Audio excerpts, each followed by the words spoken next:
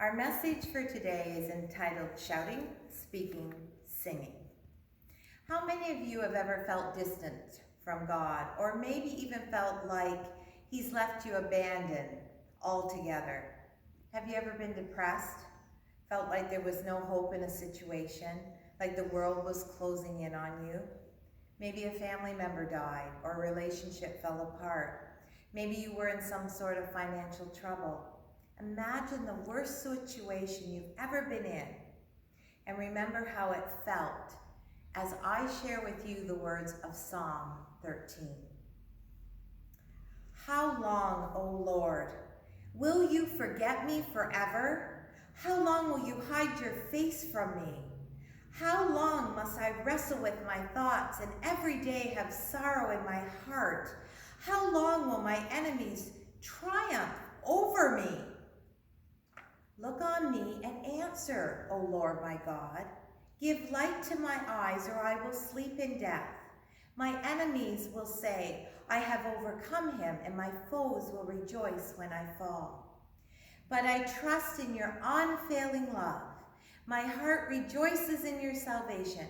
I will sing to the Lord, for he has been good to me.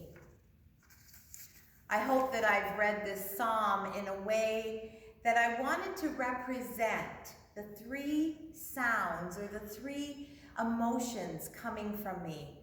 We're shouting, speaking, and singing.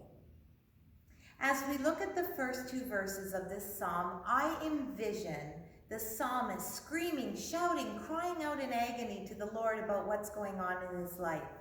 He's been going through some terrible times, and he wants relief. We see him talk about God turning from him, an internal struggle, and even enemies defeating him. We don't know exactly what the psalmist is going through, but we do know that he felt alone, stranded, desperate. We know he's been pinned or cornered in some extreme circumstance, and that he wasn't able to see that God was with him, so he cried out to God. All of us have witnessed a baby crying, right? Even when a mother sets a baby down to do something else, only for a moment, a baby will feel like they're all alone. This type of feeling happens especially when a child is put to sleep in a room and the mother leaves and goes to do other things around the house. If that child wakes up and sees that no one's there, they think they're alone, and fears seep into their minds, not to mention the complete dependence they have on their mothers, so they cry. But it's that same cry of desperation and loneliness that a baby feels that we all go through at some time or another. We all go through similar times in our adulthood when our family or our friends or even with God. Sometimes we feel the whole world is against us, that maybe God has even left us, and we can lose hope quickly. We can lose sight completely of God's big picture in this type of situation. But that's not what the psalmist does here. This is not the end of the road for his situation. And since we're looking at this as something we might be able to put into practice in our lives, we know it doesn't have to be the end for us either. There's more to it. So as we move on to the next two verses, we can almost hear the psalmist's tone change. He moves from crying out and shouting to God to speaking to God and pleading for relief. Instead of continued with his worried questioning of what God's doing in his life, he turns to his specific needs. The psalmist shows that there is at least some possibility of getting out of his situation. He knows that God has a solution and asks specifically for it. However, he still knows that there are circumstances that will take place if God doesn't get him out of that situation. Now, earlier I related the psalmist's cries to those of a baby. Now, though, it seems that our psalmist has aged a little more. He's beginning to move to the negotiating age of a teenager. You know, teenagers do this. They ask specifically for what they want, and then they make a big dramatic story what will happen if they don't get it. Have you ever caught yourself doing this with God? You've passed the stage of complete despair and entered into a stage of special needs, even though we've grown out of that stage of desperation and into a stage of reasoning. This still isn't a good place to be. We're still the ones telling God how things are going to work, even though he's the one writing the script. However, the psalmist doesn't end here, and neither should we. We still have more growing to do. So finally, the last 2 verses gives us another tone we can hear. He gives us singing, or praise and worship.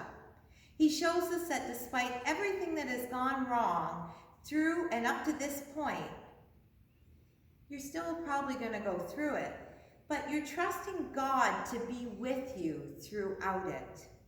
He illustrates to us the characteristics of God that we can always and must always rely on. God's unfailing love and salvation will always be there. We cannot let our circumstances fog up the window and hide these facts from us. So this is how we can practice this song. The cries of a baby because of complete despair, and the reasoning of a teenager because of lack of confidence are both places we shouldn't be in our faith. The psalmist moves past these phases and moves into one of a grown man or a grown woman and their father. In fact, the perfect example of this would be Jesus and his Father. When Christ was struggling with the fact that he had to die on the cross, he constantly humbled himself and recognized that his Father was in control. He said, "Not my will, but yours." Christ knew that God had everything under control. The psalmist came back to this understanding. He grew up into it. We need to constantly be growing up into it as well. I think this simple psalm has so much teaching value in it for us today. Think about it. We all go through a growing process in our faith.